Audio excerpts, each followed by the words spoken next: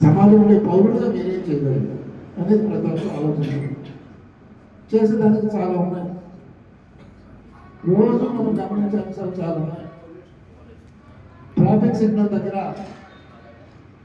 Free left అని ఉంటుంది, అందరూ తెలుసు. ట్రాఫిక్ సిగ్నల్ దగ్గర కొన్ని ప్రాంతాల్లో ఫ్రీగా లెఫ్ట్ వెళ్ళడానికి పోలీసు వాళ్ళు కొన్ని పెడతారు. కానీ మనం ఏం చేస్తాం, ఆ ఫ్రీ లెఫ్ట్లో వెళ్ళి కారు, జీపో, మోటార్ సైకిల్ అడ్డం పెడతాం.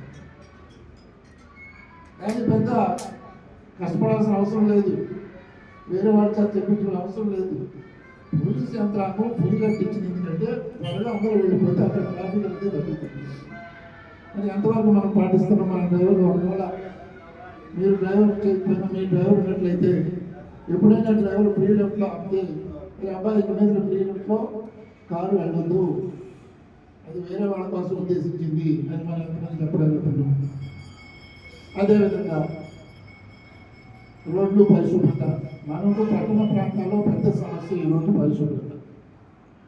మురికాలంలో మున్సిపాలిటీ కడుతుంది, కానీ మురికాలంలో నీళ్ళు కదా పారాల్సింది, మన చెత్త ఎలా పారుతుంది తెలుసో తెలియకో.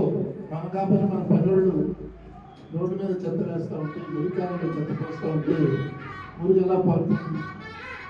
ఆ మురుగు పారకపోతే మురుగు నిలిచిపోతే అక్కడ దోమలు పుడతాయి, దోమలు అనుకుంటాయి. మళ్ళీ విజయవాడ ఆసుపత్రికి వెళ్ళాలి, ప్రైవేట్ ఆసుపత్రికి వెళ్ళాలి, మళ్ళీ మన మున్సిపాలిటీ చెప్తాను. అంటే వ్యక్తిగత బాధ్యత, సివిక్ రెస్పాన్సిబిలిటీ ఉంటుంది.